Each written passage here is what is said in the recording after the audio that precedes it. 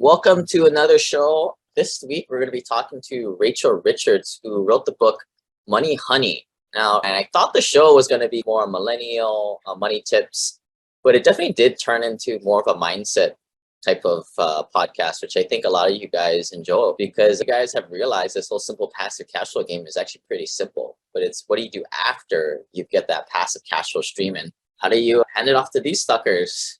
Holding my daughter right now so she doesn't cry. Something I've picked up lately, I've been back on the Tony Robbins horse as they gave me a year's worth of their app because I wasn't able to attend their in-person event. Going over that, getting back to some of the mindset basics. And one thing I picked up today, Tony Robbins talks about being emotionally fit. And how do you do that? People who are emotionally fit put others in front of themselves. And I get it. When you are still working a day job, you are living paycheck to paycheck, or even some of you guys are saving $5,000 to $10,000 a month. You could be still in this headspace where you are thinking about yourself. And there's nothing wrong with that. At some point, I think the thought process needs to be going and helping others. This is why when people have a kid, they start to develop that external viewpoint of helping other people, their kids in that example, their family, people who have clicked where they realize they need to give back, pay it forward. That's what true happiness, or so he says, he tells me. And I agree with him for the most part. I look at the people in my network. There are two types of people who are still clawing and trying to put food on the table, metaphorically, trying to secure financial freedom.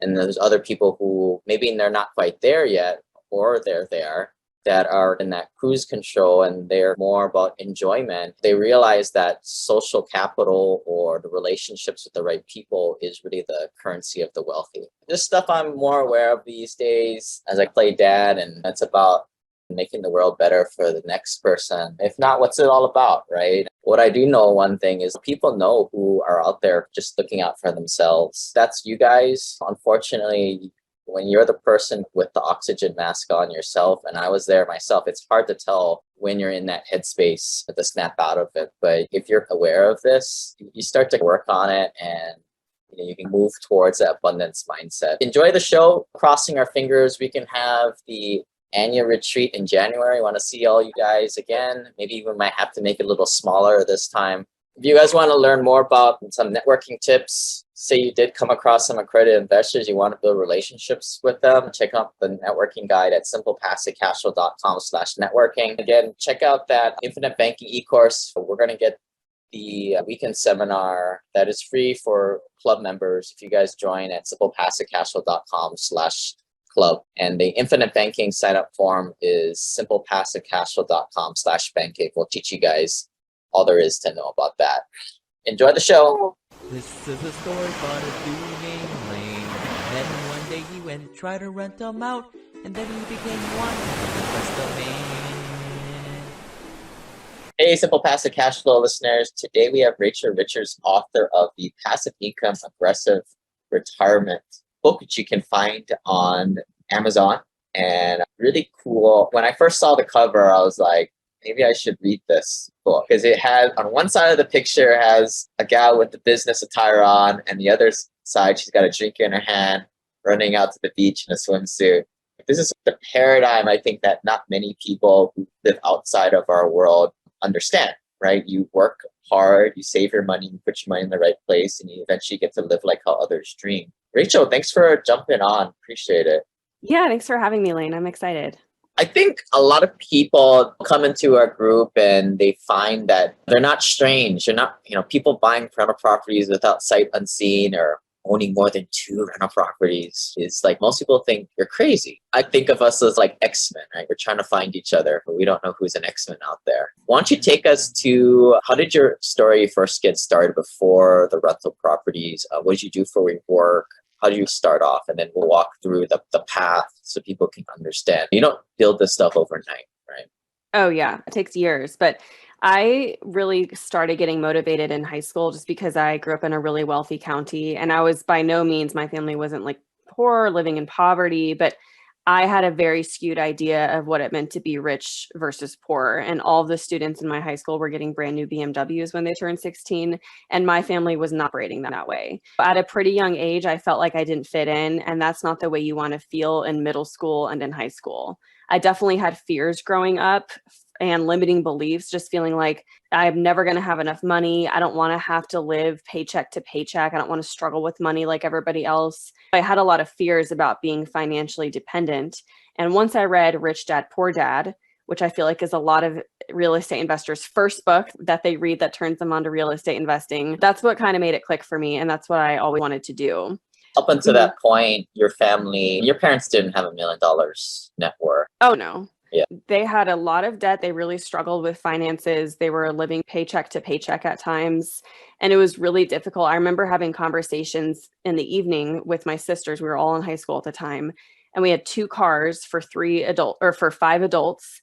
And we had to juggle and figure out how everyone was going to get to where they needed to be the next day. And this was like a daily thing we did in the evenings. We didn't go out to eat at restaurants, let alone go on family trips. So it was just growing up with this environment where money was a stressor and there was never enough. Why were you in such more of an affluent area? I think it was more about the school system in that area and them wanting us to go to the best public schools. And it was just like a really expensive place to live. I think I was in the same position, the poorest kid amongst the rich kids. In theory, it makes sense, but it can be a little lonely, or definitely idealistic loneliness. Yes, for sure. And it really motivated me. They say that fear can motivate you or paralyze you. Luckily for me, it motivated me to learn and empower myself and find a way to become financially independent. That's like a lot of us, myself included, we're all first generation wealth. When I define that is our parents didn't have $1 million. Our generation is the first folks to get over that mark. Now, these days, $1 million isn't that much money, but it is that threshold where most people think you're rich. But to me, unless you get up to $4.5 million, you're really not coasting at that point. Yeah. It's just interesting kind of looking how you and I probably grew up very similarly. We were the poor kids amongst our groups. Take us, you were in a good school system. You followed that linear path of going to college and stuff like that. Where did that take you? So I went to college. I majored in financial economics, and I also sold Cutco knives. Have you heard of Cutco cutlery? Yeah, the multi-level marketing. No, it's not. Yeah. It is direct sales. It was a great position for me to take as a college student because I learned so much about selling, public speaking, presenting, and I paid my way through school. So all my friends' parents were paying for their college. My parents were not able to help me at all. But with that job, I was able to sell enough and pay for school, and I graduated without debt. I definitely had a big advantage by not having student loans. I became a financial advisor first and foremost because I had this passion for helping people with finance and I had the sales experience. I quickly learned that cold calling for 9 hours a day, 5 days a week is not my idea of fun. So I quit that job. But I always had this sense of wanting to figure out a different way to help people with money and investing and learning how to get their finances. And the Cutco knives stuff, the multi-level marketing, they train you sometimes, right? There's a huge stigma against that stuff.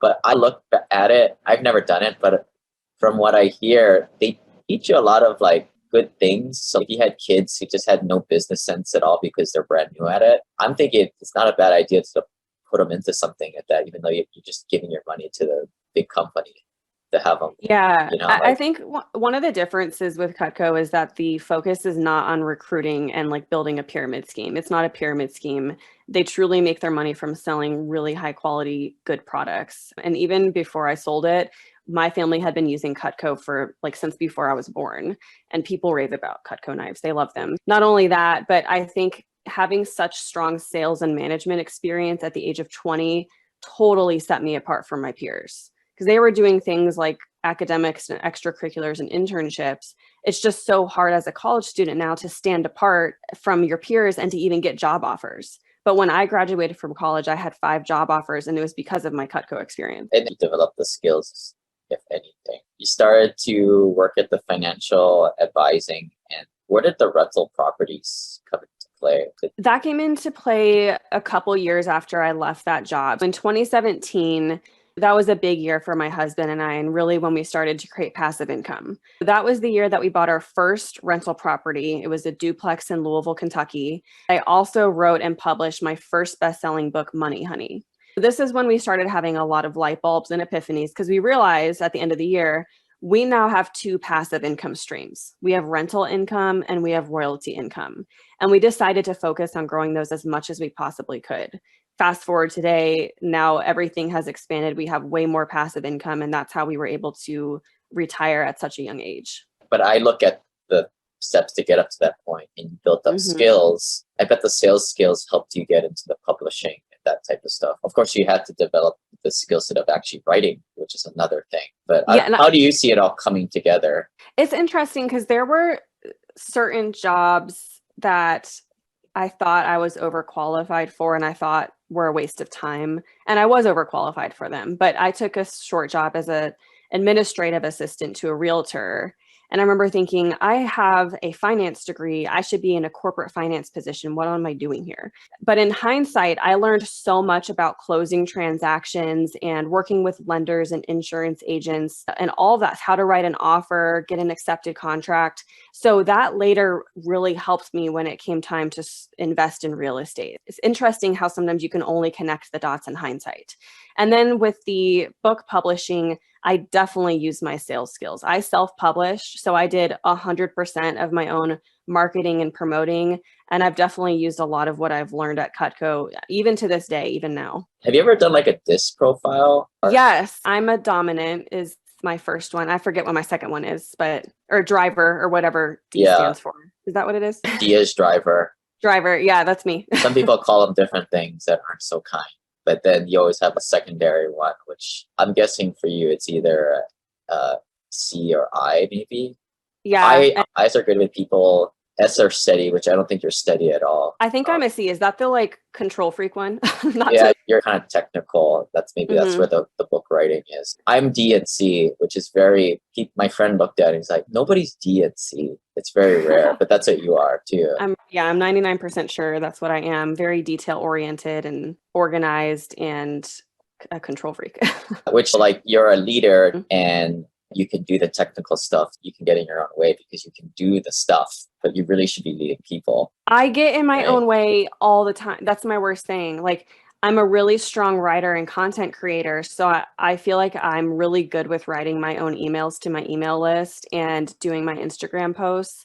But if I want to keep growing and scaling my company and helping more people, I can't be doing that stuff anymore. Yes, it's been very hard for me to delegate. That makes sense. Where I've seen it. So you picked up these rental properties, and how did you scale from the first one and then eventually going FI? Yeah, I'm glad you asked. A lot of people assume because I was able to scale so quickly. I went from 0 to 38 doors in 2 years. A lot of people assume I'm a trust fund baby, and I'm not. I always like to clarify, I'm not a trust fund baby, and I never made 6 figures from a job or career. I started out making 36 grand after I graduated. But we had a couple things going for us, my husband and I, that allowed us to scale so quickly. First of all, we both graduated without debt. That was a big advantage. Andrew's a veteran, so he used his military benefits to pay for school. Secondly, we were investing in Louisville, Kentucky, which is a reasonable cost of living area. Housing prices are reasonable. It's not like we were trying to buy $2 million properties in California. And then third, I had my realtor license. The commissions I was earning on my own properties really helped us scale quickly. For example, the first duplex we bought was 100 grand. And by then my husband and I each had saved $10,000 of our own savings. We put that together to get to our $20,000 down payment. But we totally depleted our savings with that. We didn't have anything left after that. But because I was my own buyer's agent, I got a commission check back from the closing. And sometimes it was a couple $1,000s. Sometimes I would get 10 grand buying my own rental property as my buyer's agent commission. And we would put that towards the down payment for the next property. We were doing that. We were already frugal as it was. We were saving 100% of the cash flow. So every property we bought, when we started making more money, we weren't giving into lifestyle creep and deciding, oh, we get to live it up now. We were very strict and disciplined, and we saved 100% of the profits so that we could reinvest and purchase the next one. But let me pause here and just translate this for the podcast listeners who always are very uncalibrated because they live in their own bubbles and they don't talk to anybody. But Rachel did right here is she was really good at saving her money. And the realtor thing, if you guys are accredited investors, don't go get your realtor license, guys. That's a waste of time. But if you guys are under half a million, or maybe $250,000, especially $100,000 net worth, these are the types of things you guys need to do to get off the ground. This is why I created the Rich Uncle channel before the young people trying to get going, because that first $100,000, $250,000 is the hardest money to make. What I normally would ask, like for onboarding clients onto the Breed the Pipeline Club, I always try to get to this answer is like, how much were you able to net at the end? Income minus expenses? How much were you putting away to investing in the beginning? I was always extremely frugal. And even when I was making 36 grand, I was finding a way to save half of my income. I was living off something like $1,500 a month starting out. It's easy, even if you're only making 36 grand, it's easy to see how I could save several thousands of dollars by the end of the year. My husband did make six figures eventually. I don't think he was making six figures yet in 2017 when we started investing. Combined, I think we were making six figures, and we were definitely trying to save 50% of that. We could come up with money quickly just because we were so frugal. Most people in my group, even the younger guys, they're able to save at least $20,000 to $30,000 a year. The guys over their 40s who hit the apex in their career, even though they have more expensive, they're able to save maybe $50,000 to $100,000 plus every year. But that's the key, guys. There's no secret sauce other than your net. What do you put to investing? I know when I was in my early 20s, I was putting away like 80, 100 grand plus per year. That's the secret sauce. Amazing. Bigger pockets will never tell you, right? They always say, oh, it's 0 to 100, whatever. But that's essentially what it is how much money you can save. There's some tricks and tactics in there. But in the beginning, frugality is what you need. Exactly. I'm glad you said that because there's definitely no shortcuts. There's no magic bullets. There's two ways to save more money. One is to decrease your expenses and the other is to increase your income. And you absolutely have to focus on both if you want to build massive. I'm always like, people who just listen to the podcast and hear me like blabber about buying like a nice car or whatever, they don't get the big picture. Like in our group, we try and once you get up to a certain unit count or you get to a certain passive income level, maybe $1,000 or a few $1,000s a month. To me, it's time to relax a little bit, live life. Yes. What was your first thing you remember of lifestyle creep? At what point? Probably when we hit 10 grand a month in passive income. And then I feel like we let our foot off the brakes a little bit with being so frugal. And even back when I was single, like before I had met my husband, it was just, I was in a whole nother ballgame then. I was super intense about my money. And I don't think I could ever go back to being that intense and sacrificing so much. Certainly now we are able to spend a lot more and not worry about it. We're in a place where I've switched from a limiting mindset to an abundance mindset. A few years ago, if I wanted to go spend $500 on clothes, I would have figured out, well, where can I cut back to make up for it?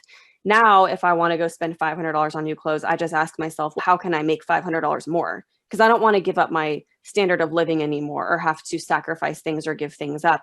I would just rather make more money to cover those things that I want to buy. And you would save the $500 but waste X amount of hours and 500 brain currency cells process. Do you remember back, what was like one of the first conscious things? Because it's slow incremental over time, right? What was like one of the early things that was your original lifestyle creep things that you consciously, I'm going to spend my money on this one? I specifically remember when I was in college, we had this 3-week term in January, and it was just this random 3 weeks where we could take a unique class. I decided to sign up for this class in Hawaii. And one of the things I wanted to do while I was there was skydive. And I remember thinking to myself, this costs $125. I don't know if I can make this happen. That's a lot of money. That was a lot of money for me at the time. But I bounced it off my Cutco manager at the time, and he actually encouraged me to do it. I spent the $125. I went skydiving, and it was one of the coolest things I've ever done. Well, I know for me, it was like I invested in an HP thing. I put in 60 grand in there and I got $600 every month. And that's what I used to lease a Mercedes. That's amazing. Mine's $125 and yours is 60 grand. That's hilarious. And now here you are today. What are like any lessons learned to kind of open up the spending money stuff? Because I think you're a big inspiration in building your portfolio, but I think people here, they're already doing that. They know it works, but how do you take it and get from scarcity to abundance mindset? Yeah, I think part of it is there's two ways to go about something. You can try to figure something out on your own, and certainly you can do it. There's a lot of free resources out there, but you're probably going to make costly mistakes. It's going to take you a lot longer. And this is a lesson I've had to learn. There is such a thing as being too cheap and too frugal. And if you're not willing to invest in yourself or invest in a way that can help you grow and get ahead, or just invest in the right things and not be cheap, then you're really going to be holding yourself back. A perfect example of this is when I first wanted to hire a property manager. I was trying to look for ways that I could do it frugally and not give up so much of our rent money. And we had these two people that had been working for us, really hard workers. They did a lot of the cleaning and the maintenance at our properties. They seemed really intelligent, always went above and beyond. And we decided to hire them as employees of our company and train them on how to be our property managers. Everything started out great, but then 6 months in, my husband went to the rentals to collect rent one day from the lock boxes, and he realized there was a lot missing. And it wasn't just the normal tenant paying late, it was a significant amount. So we come to find out that the property managers stole $6,000 in rent that month and ran away. And we still don't know where they are to this day.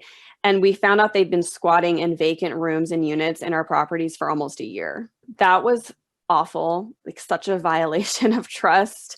The huge moral of the story is there are certain places where you don't be cheap. It doesn't make sense to cut corners because being cheap can end up costing you a lot more in the long run. And we definitely should have hired a reputable, licensed, bonded, insured property management company, and then that wouldn't have happened. Yeah, I call it CFE, cheap, easy, free. Every time you try and do that, you get burned. And I started to adopt this maybe 4 years ago, maybe I think 5 or 6 years I had a dozen rentals at least. I don't know what the hell I was doing, but like I was doing the dog sitting thing. I was watching other people's dogs because I like dogs, but this one dog attacked me and I was like, what the hell am I trying to do? Trying to make a few $100 every other week. And I have the scar on my leg. That helped me understand that, yeah, don't be cheap, easy, free. And also, I think you're seeing like the syndication world, right? A lot of this is like building networks with other pure passive accredited investors. Accredited investors can smell cheapos from a mile away. They know who they are. Sure. For sure. I think a big difference between non-accredited and accredited investors is that there's different goals. I think when you're first starting out, you don't have any money, but you do have more time. And you're willing to hustle and work harder and maybe self-manage and do things that you wouldn't be willing to do later. But then when you get further into your real estate investment journey, it flips the other way, where suddenly you have a lot more money and you don't have a lot of time. That's why we're actually selling some of our rental properties right now and transitioning all of that money into syndications, because I'm sick of dealing with them. I'm sick of the liability. I'm sick of having tenants. I would rather make a little bit less money. You still make great money in syndications.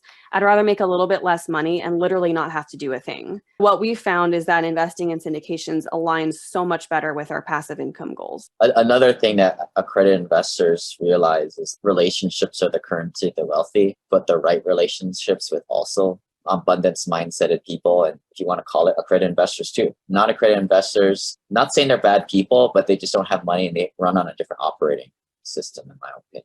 But yeah, and I used to be one, and I totally see now how my mindset has changed over time. It's really fascinating. I just had different values and goals then, and definitely was more in this scarcity mindset.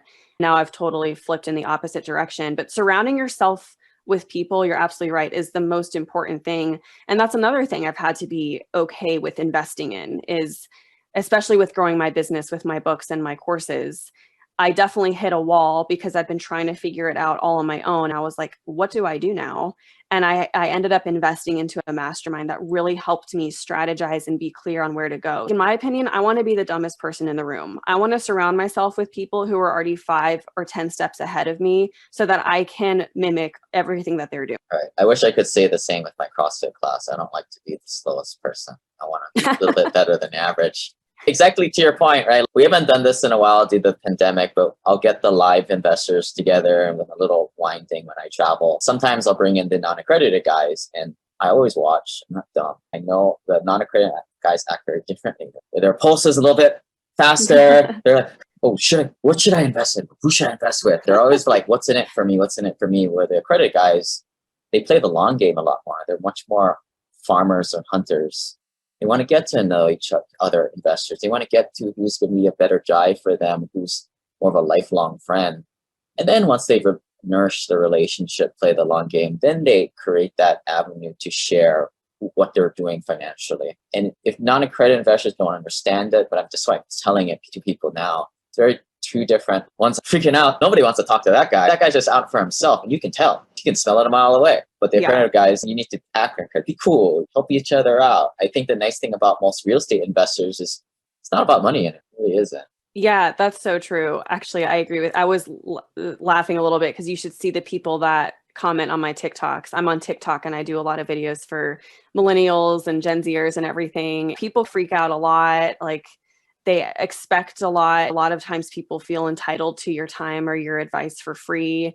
And I definitely have tried to help people, as many as I could for free at one point, but it was so draining and mentally exhausting. And I got so burnt out from trying to do that. I think you're totally on point. You really need to approach any relationship with adding value first before asking for anything in return. And that's how I approach any networking or any new contact that I meet. Yeah, I'll put it right in the head for you. It's like the cheap, easy, free guys are the ones hitting you up on TikTok, and they're exhausted. You're talking to them. This guy's just asking a bunch of random, he's just an asshole, is what we call him. Like, what's in it for me? What's in it for me? Gimme, gimme, gimme, gimme. And then they're peace out. You never see him again. Or they'll ask me 15 questions and they're not even willing to buy my $15 book. They think that they're entitled to my time and my free advice. You spent a lot of time on it. Your time is valuable. The fact that you're putting it out there, that's more than what most people do, I think. Thank you. Thank you.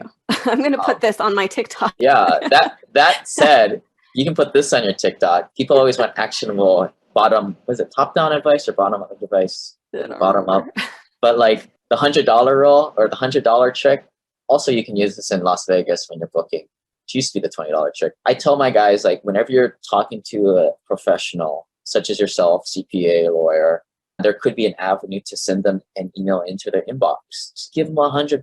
Say, hey, what's your Venmo? Or, hey, I'm just going to send you a check because I value your time. You're just doing that like most people's hourly rates are $300 to $1,000 an hour. But just give them $100 and at least it like shows like that you respect them, number one. And 99.9% of the people aren't doing it.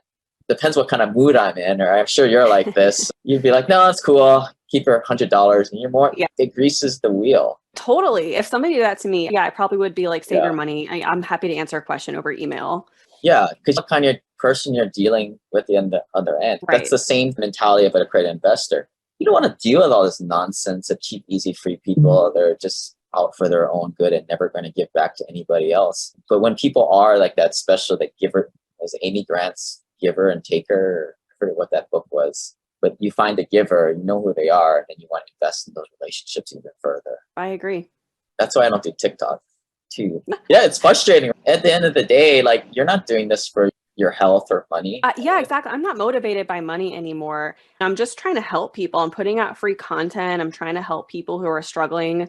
To have so many people be so rude and cruel is just mind-blowing to me. Yeah, they just need a hug. I feel bad for them. What's your next steps forward in terms of building more financial wealth? What's like the things that you're looking for these days? How do you see the economy? Any predictions? Yeah, I'm looking to just get into a lot more syndicating. And that's how you and I first met. And I want to do more deals with you. I've sold a couple of my properties. I'm trying to look into how I can avoid capital gains taxes. Do I want to do a 1031 exchange? Do I want to try to invest in an opportunity zone fund? So I'm looking into my options there and just trying to figure out a way to put all that equity and put all the enormous business. My husband and I are now on a 6-month road trip all around the US. So I'm taking a little bit easy. I say that, and I'm in the middle of launching like a real estate boot camp though. But yeah, I just want to probably write more books, create more programs, and help more people. And I think people can emulate what you're doing once they get their head above water, get to financial independence. Is you figure out what gives you energy, and for you, it's like you cut out all the noise and you just focus on today, what writing, giving the message. I know every book is a little bit different, but if you were to distill your kind of mantra to your audience, which is probably what younger people. Yeah, would that mostly female be? millennials. Yeah, I wrote Money Honey because I was in my early 20s. I was a former financial advisor. All my family and friends were coming to me for financial advice, which was amazing because that's what I love to help people with. And I remember thinking, why aren't they reading books on their own or learning on their own? And then I realized, oh yeah, that's because personal finance is boring for most people. Yeah. Complex, it's overwhelming, it's intimidating. So I thought to myself, how can I make this topic sassy and fun and simple? And that's where the idea for Money Honey came from. My superpower is all about making this complex topic into something that you will laugh out loud reading about. And it's really resonated with women and young people. And then my other message, because I'm all into passive income now, like you are, is that I truly think that anyone at any age on any income can achieve financial independence. Good message. Anything else you want to promote or put out there for the folks? Oh, thanks. I appreciate that. Both my books are on Amazon, Money Honey and Passive Income Aggressive Retirement.